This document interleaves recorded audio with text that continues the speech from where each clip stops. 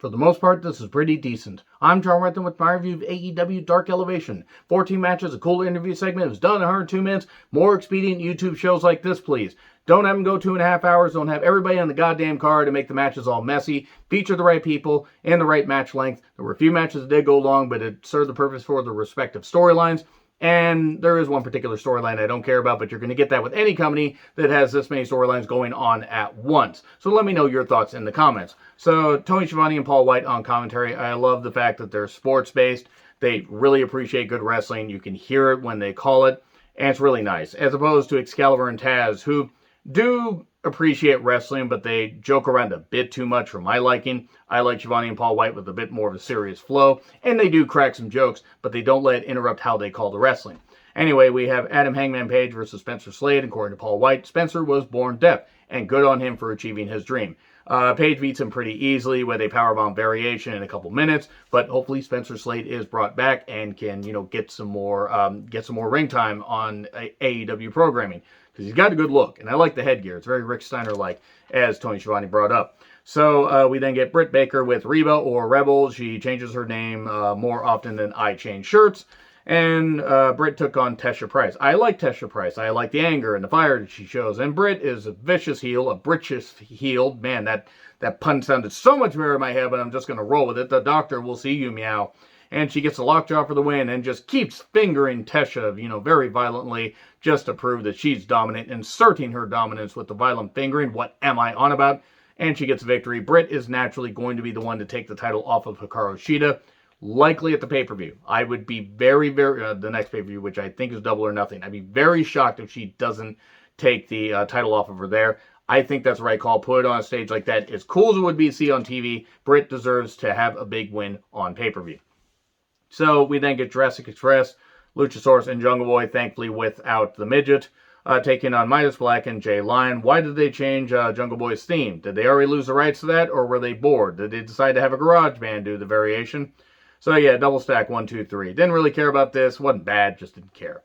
TH2, speaking of things I don't care about. Evanson and Helico can do some flippy shit and can do some good wrestling. I just don't care about them as a team. They took on Barry Morales, a.k.a. Juventud Guerrero, without the bad habits, and Andre Montoya. He's got his jock on the wrong part of his body. Wait, that's Aldo Montoya, who was just incredible later on in his career. Aldo Montoya, less of a good gimmick, that is. Well, flippy shit at the end, Navarro death roll, and there you go. And Helico gets victory, and life goes on. So we then get a showcase with the Acclaimed. Okay, 2 takeaways here. Caster and Bowens really are a great team. Anthony Bowens is openly gay. Good for him. Good for him living his life his way. And if anybody has a problem with that, well, you're too fucking bad. You probably shouldn't be watching the show. Because, I mean, my show. You probably also should maybe be more accepting of that. Because it doesn't matter if everybody's consenting adults. It really doesn't matter what kind of life they live. And good on Anthony Bowens for living his life. And Max Caster, they came across really well here. This was good shit. I'm really, really happy they did this stuff. Do more showcases like this. I would do 2 a show, quite frankly. But doing this and giving, them a chance to talk about, teaming up. They were singles wrestlers. They were put together as a team. And the Acclaimed are a very good team. Bowens will be back from his knee injury soon. Very good stuff. White looked really silly at the end, like the group hug. He's like, yeah, this. But it was kind of funny. Because Paul White is really good with comedic timing. Despite the Big Show, which was less good. Didn't really care for that. And it only lasted 1 season, which is probably smart because it wasn't very good. So, Cage and Starks. Team Taz is fine.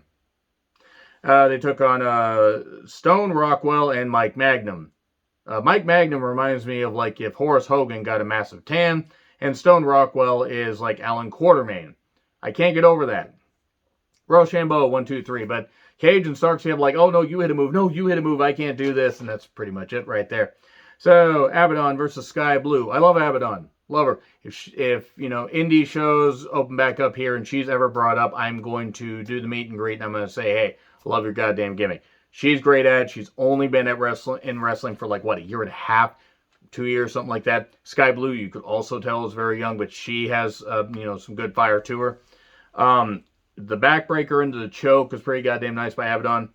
Skye got in some good shots, but Abadon was just like, no, I'm not going to allow this. And I just, do all this and just, Annabelle Grudge Ghost, Valak, all this shit. And, do all these horror movie characters and gimmicks and everything. And she hit the Cemetery Drive, the Widow's Peak, 1, 2, 3. I like this because I like Abadon. I know some people are probably surprised by that, but I like Abadon. I think Skye Blue, I saw her in NWA Power.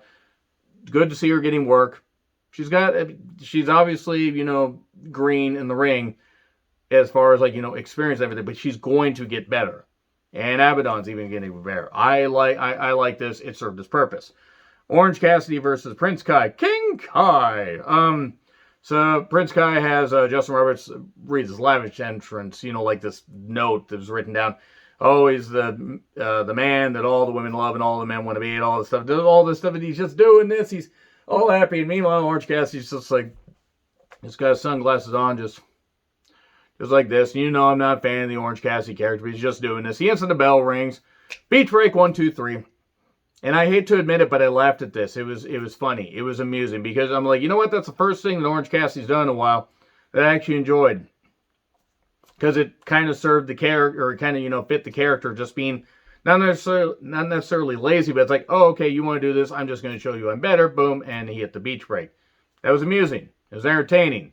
I'm surprised I was entertained by something Orange Cassidy did, since I don't really care for the gimmick, but it was fine.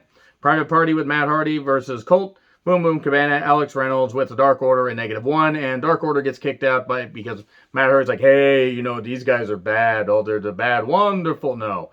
He doesn't do that. I'm going to say right now that Matt Hardy, and that was just me having a little fun, I have all the respect in the world for Matt Hardy right now for the fact he's dealing with the after effects of his father's passing. Can't be easy. His father was a big influence on him and Jeff in their wrestling career and just in their life in general, since their mother passed away very young due to cancer, I believe. And credit to Matt for working really hard and doing this stuff. So criticisms of his gimmick, joking, whatever, but criticisms put to the side for the time being. I do remember when Private Party mattered. Unfortunately, Private Party's just been, it's like, oh, they had that victory against the Bucks. Seemed like they were doing something, and then no, and then no, and then no. They don't really seem to know what they're doing with them. So 450 by Quinn for 2, blind tag. Cassidy rolls up Colt 1, 2, 3. There you go. Thunder Rosa versus Shauna Reed. Why is Shauna Reed, acting like Juliette Lewis in, in Cape Fear, the 1991 movie? If you know, you know.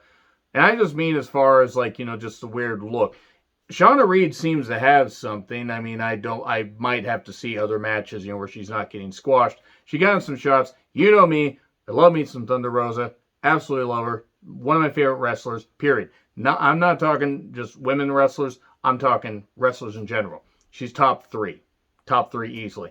I will watch just about anything she's in if I have access to, NWA Power, I'm in. AEW, I'm in. Oh, she's going to do something else I got to pay for, I'm in. If I got the time, I will watch it because I love Thunder Rosa.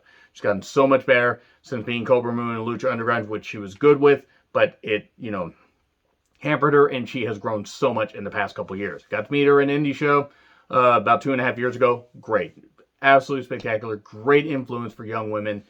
And Reed got in some shots. She got a nice armbar. That was actually really nice. I would say if she could perfect that, that would be a nice finish.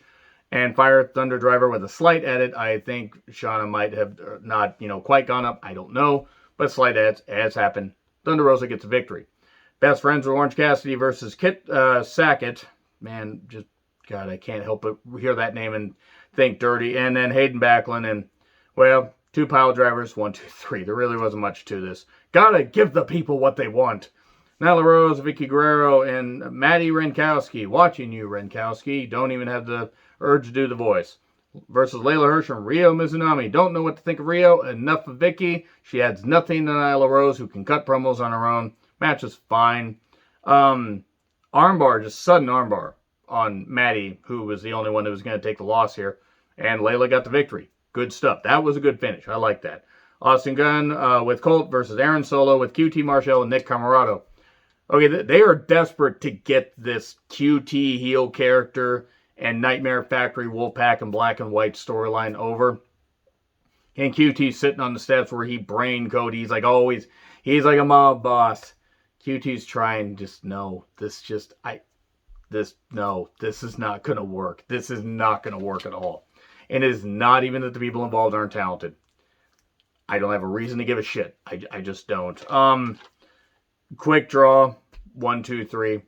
it was, and then it was fine. It was, I'm trying because these guys are young and, they're getting a chance to shine, but just no.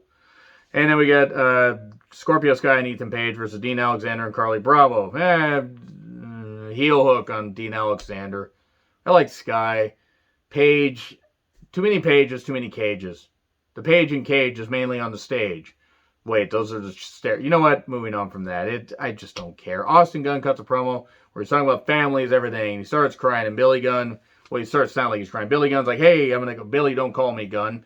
Comes in, and he's like, talking about he was going to, cut a promo, and then QT interrupts. He says, your boys are like my boys. You don't get to say that. And he says, you lost that right. And then it was too far what you did. And then QT punches him. So, was that too far? We're going to get QT Marshall versus Billy Gunn, or just Billy, on Dynamite.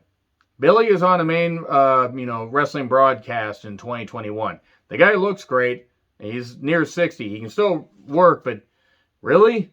QT Marshall versus Billy on a mainstream wrestling broadcast? Whatever.